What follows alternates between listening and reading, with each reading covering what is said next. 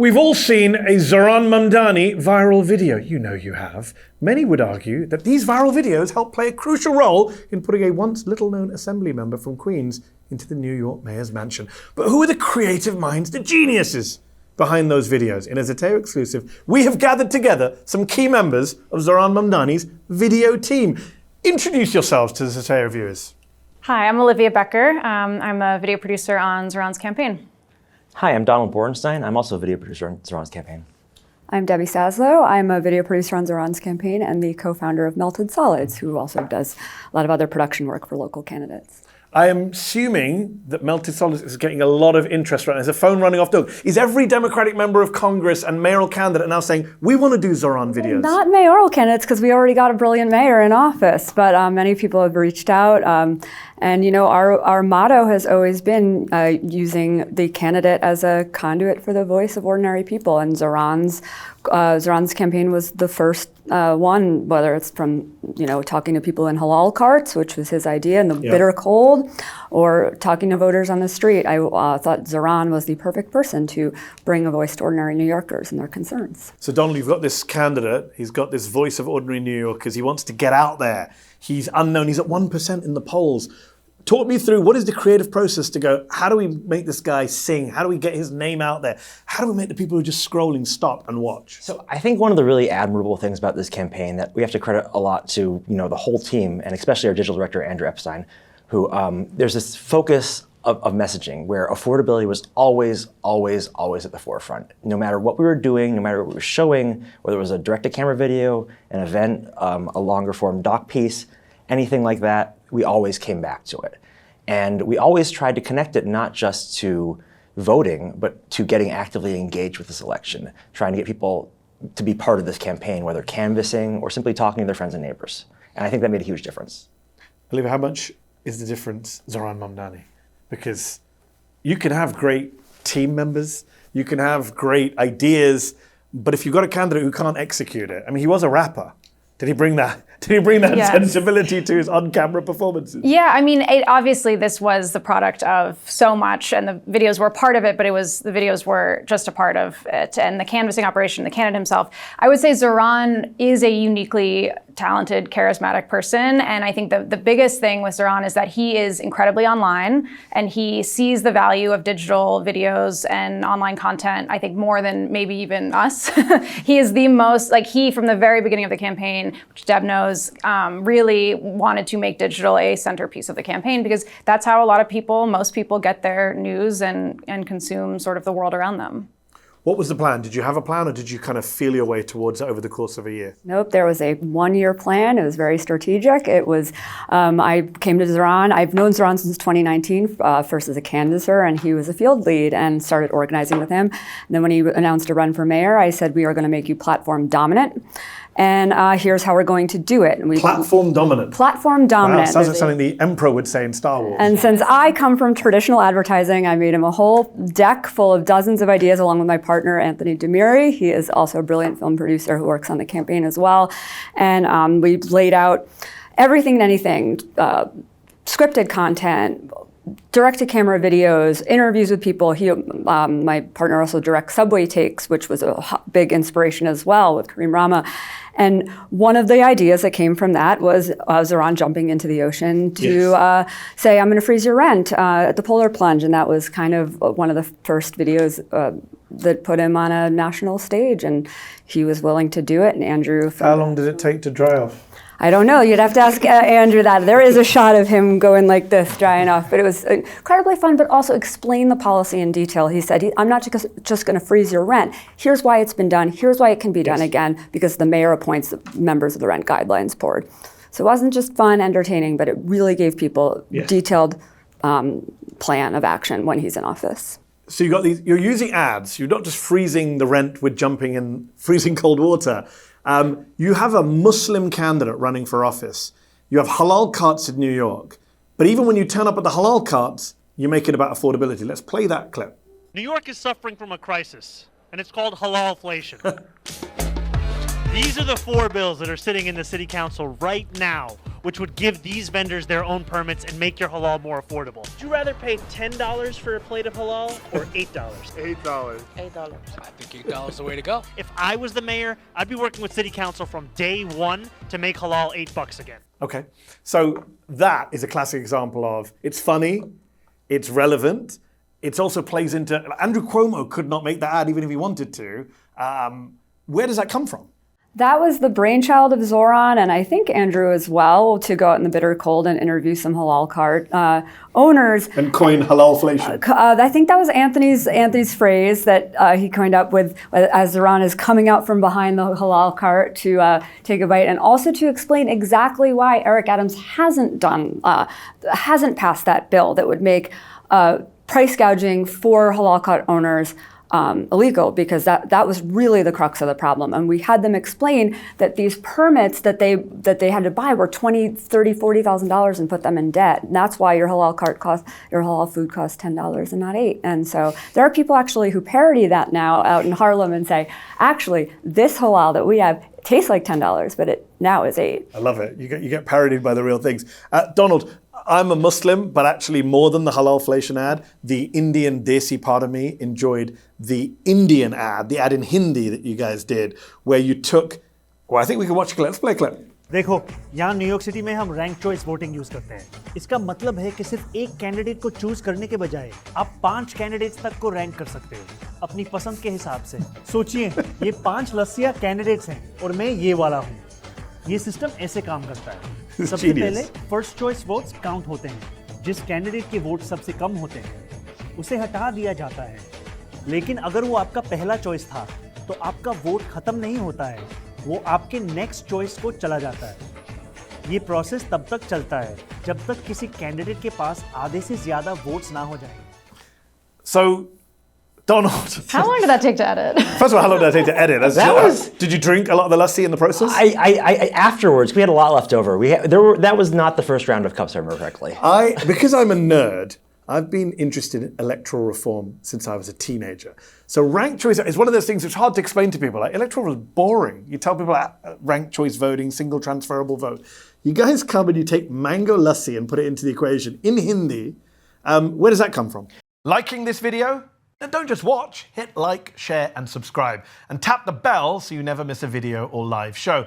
But if you want early access to exclusive content, then you have to head to Zeteo.com and subscribe now. You'll be supporting fearless, independent journalism. So I first have to give credit here to our wonderful Deputy Communications Director, Olivia Becker, who really had the vision for this piece.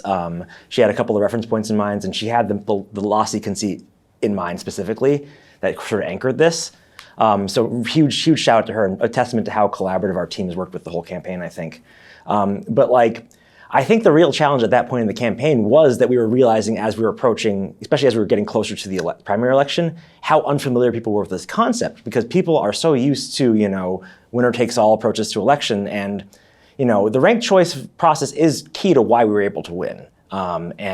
Yes. But we were also, I think, But you're also explaining to people, like my mother-in-law, she watched the ad, she loved the ad. She's not a consumer of political ads. Obviously, you're appealing also to a constituency of people there, maybe older Indian Americans who don't take part in primaries, and you're kind of breaking it down for them in a language that they understand more easily. And that's the key here for a lot of our foreign language pushes in the primary in general, was trying to mobilize a base of voters who weren't always spoken to by, traditional political communications campaigns. And field campaigns, and we wanted to make sure we were messaging in a way that was approachable, but also, respecting their time, and also entertaining most of all. And when you're behind the camera, do you follow what's going on while Zohran's speaking in Hindi? Did you have a clue? We had a bunch of wonderful volunteers from the field team, from the campaign, from drum beats, who all were helping out with this. So. How many ads did you do in non-English? Oh boy. 4. We had Arabic, you did Arabic on the eve of the election. No, more than that actually. I think we had 2 Spanish. We had the Urdu Hindi. We had Bangla. We had 2 multilingual spots where we had multiple people speaking in different languages. One with volunteers, one with electeds. And also Arabic as well, right? And so I think that's and a lot of Spanish, a lot of Arabic, a lot of within a lot of Arabic and Spanish are not his Mother But a tongue. lot of It took other a while. people speaking as well. Yes. So we would have to, like during the taxi cab video, Yes. we had to give a lot of translations in Hindi. And are you guys worried during any of this creative? These are kind of great. It's like one of those ones where you can imagine a scene in a movie or people sitting around a table like outside the box ideas. But are you worried that this could backfire on us? I mean, remarkably, it hasn't. And I think that's a testament to like all of our sort of expertise in working with Zohran, but also a mutual trust with Zohran and then Zohran trusting us and sort of trusting that we can pull off these big ideas. Was there anything he didn't want to do? He's like, no way you're getting me to do that. I think more often we would try stuff and we'd go back and it wouldn't work. I think one example I think of a lot with is, we had. When we filmed our shorter DTCs during the primary, especially where it was just grabbing time between events, we would just kind of experiment with the built environment around us, which added a lot of playfulness to it. Like, we're working with no budget, no firm sets. We're just making the most of the city and making him feel like part of the city, which could be really playful. We had him popping out of trees and everything. We also had him one time on a swing set, and it just didn't quite play. That might have been the one that didn't quite work. That one didn't quite work. I'm glad that he agreed to do it. One of the very first videos he released, that you guys released, was him standing in the Bronx asking people after the 2024 presidential election, why did you vote for Trump? And just hearing people out. A lot of people ignored him at the time. They had no idea this was going to be the mayor or the mayoral candidate. Towards the end of the campaign, you went back to Fordham Road in the Bronx, and the reaction was very different. I think we have it. Let's play it. How's it going, guys? Do you have 60 seconds to talk to us about the election? How you guys doing? Do you guys want to talk about the election for a minute? How you doing, boss? How's it going, sir? You have a minute? Excuse me, ma'am.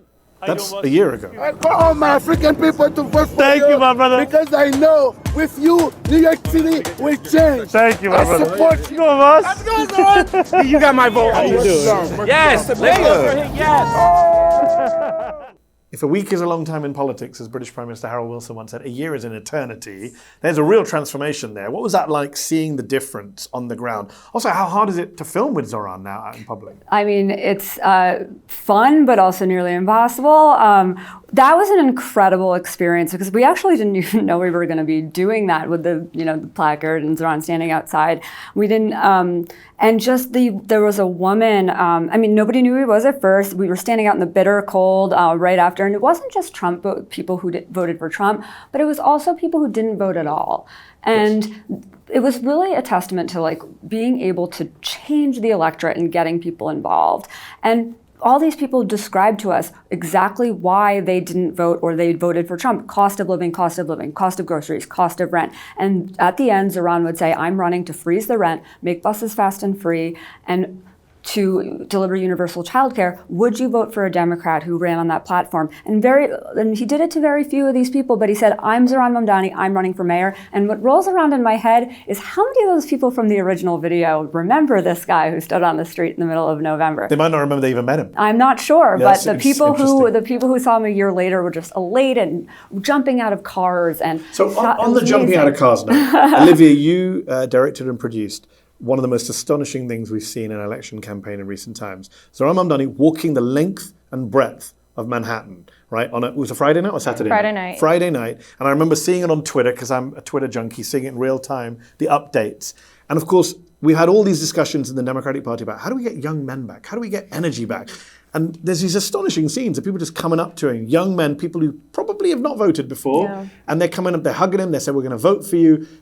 A, where does this idea come from? Again, same question. But B, what was it like that night for you? Yeah, so also Donald had a huge role in producing that as well, and put together sort of this army of I think it was 5 videographers that were following. It was me, 6 or 7, me, right? you, and a couple others who were following him all the way from Inwood down to Staten Island Ferry. And You got your steps in that night. It was wild. I think that was like a 50,000 step day. But yeah, that night will forever live on. That was one of the most incredible nights because I think it was for the first time, we all sort of saw the magic of Zohran, obviously, but it was the first time it felt like, wow, the whole city is also seeing what we're seeing. And from Inwood down to Times Square, down to the West Village, the reactions were the same, which is people, delivery workers, just students, old people, young people, really saying, oh yeah, that's that guy. Like, I can't wait to vote for you. And I've never heard of that with any politician. It's usually people yelling at them, you know? I was going to ask, again, isn't this a video where you come up with it and you wonder about Oh, It could that was backfire. the biggest. Oh my How God. many hecklers That are we was a gonna lot get? of conversations of like, are we really doing this? But yeah, that was Julian Gerson's idea. He's our speechwriter and he's political director during the primary, and Zohran, of course. And it was after a long week it was like 3 days before the primary. Everyone was exhausted. I remember it was so hot. It was like 90 degrees. And classic Zohran at 7 p.m. was like, okay, like let's all go up to Inwood and do this crazy thing. And it became clear pretty soon that, wow, this is really special. But yeah, it could have not been. But I think for Zohran, like the whole idea of that was not let's make a video. It was let's walk down Manhattan and reach people 3 days before the election. The video was ancillary. The video was great, but that was not the purpose of it. No, and it wasn't one of those kind of videos that you were making where he's popping out from behind trees. Yes. It was very natural. But in terms of the popping out behind trees, Donald, I got to get your reaction to one centrist Democrat who's been taking a page out of your book. I think we can play an ad that Zeteo ran very recently there. Zohran Mamdani just broke primary records in New York, but not because of his radical plan to make the city more affordable, but because of TikTok, hand jewelry, and snappy editing. So we're bringing you that very hip, very cool campaign, but with the same poll-tested, market-friendly, centrist ideas that help maintain the status quo. Because ultimately, it doesn't take big structural change to get the abundance we deserve. It just takes a big tent. This campaign is not left. This campaign is not right. It's something different. So paid for by more of the same pack miles percentage. Got the font and everything. Wow. So we got the font. That is fake Mamdani, aka my Zeteo colleague Frank Capello. Two things, Don. One is, what do you make of the look? Did we nail the look that you? I think more than anyone else who has tried to riff on our style, you guys have come by far the closest. Well, I think the color could be, it's a little subdued, but that's okay. Well, for the next one. We'll take feedback from the real. When from 2026, the real thing, from the real folks. We'll take feedback for the fake folks. But otherwise, I feel like it actually, more so than in committing to this lack of message, it has a clearer message than a lot of the things. So that was my second question, which was a serious question, which is, even before Zohran won the general, after he won the primary, we already saw a lot of Democratic congressional candidates putting out, a lot of young candidates putting out similar walk and talk videos. How much is this, well, A, flattery, but B, how much of it works if you don't have the same kind of candidate, the same kind of messaging, the same kind of authenticity? Well, we didn't invent the walk and talk, People have been doing it for a while. Or digital videos. Yes. So, I mean, there's definitely some powerful and effective examples I've seen, in the wake of our campaign. People will iterate on this forever, and I welcome that. But I do think it's not going to do anything without that clarity and focus of messaging. And the policy as well. Yeah, and the campaign and the organizing behind it. Like we can only make videos as good as the candidate and the campaign is, and we'll see, you really see how hollow it is if your only strategy is like, well, that guy just won because he made a lot of flashy videos. Let's go do that with this other guy. That's never going to work. That's never going to work. But having said that, and the reason you're all sitting around this table right now having this conversation is because the flashy videos did play a big role. And they were very useful. And I'm from the school of thought if a tree falls in the wood and there's no one around to hear it make a noise, does it make a noise? Zohran could be the greatest candidate. I interviewed him in this very studio here in New York in December 2024 when he was at 0.8% in the polls, and maybe round up to 1%. No matter how good his messaging was or policies were, you need people to hear them. And in an age where people are not watching the news, are tuning mainstream politicians out, you guys found a formula that managed to get in people's feeds and make them keep watching. Well, one interesting thing was I did a lot of things with our field team. So the synergy between our field team and our digital team was really unique. I would go out with canvassers and they would ask a question and they would give them a flyer and say, hey, vote for Zohran Mamdani, he's running for mayor. And somebody would say, oh, I've seen that guy on Instagram, and not know that he was running for mayor. They'd put two and two together. They thought he was just selling lassi. And those people were immediately mobilized, and some of them would come to Canvas. It was a really, really magical thing to see. And also, the policy points are the most important thing. People want to learn something from these videos. They want to be able to tell their friends, hey, this guy is running on these policies. Here's why I can convince them, whether it's their parents who may otherwise only know who Cuomo is and vote for Cuomo. They want to learn something from these videos and pass them on. Yeah, Andrew Cuomo's not going to make you halal food cheaper. That is true. And I will just say really quick, Zohran often says, like, if you treat young people without condescension, like they will come to you. And I think that's seen in this digital strategy. Does it help that he is a younger candidate? That also helps. But it also is seen in this digital strategy where it's like, if we don't don't treat digital or social media with condescension, and we treat it with the sort of seriousness that I think that it deserves, because that is where people are consuming the world, then you will get these results. You guys have been very consistent on the messaging point on the platform. But Bernie has a very similar platform to Zohran. And I can't see Bernie jumping out from behind a tree ever. Well, we love Bernie's video team, and we've worked alongside them on a couple things they have too. Their own stuff. Yeah, and it's great. And for us, I think in the actual execution of the videos, because of all this foundation, what we were able to do is we were able to make this approach where we're letting him talk directly to viewers, talk directly to voters, and we know it can connect because we know there's something backing it up. Mm-hmm. But in terms of actual execution, on those direct to cameras, for example, we did want to make it feel like a conversation, even though it is technically one-sided. We wanted to make it feel like you're following him through an idea. It did feel conversational, for sure. All I can say is congratulations, it worked. Debbie, Donald, Olivia, well done. Thank you so much for joining us on Zeteo. Thank you so much. I really appreciate it. Delighted to be here, Yeah. Did you like this video? Don't forget to subscribe to this YouTube channel and turn on notifications. For exclusive content and to support our independent, unfiltered journalism, head over to Zeteo.com. Your support matters.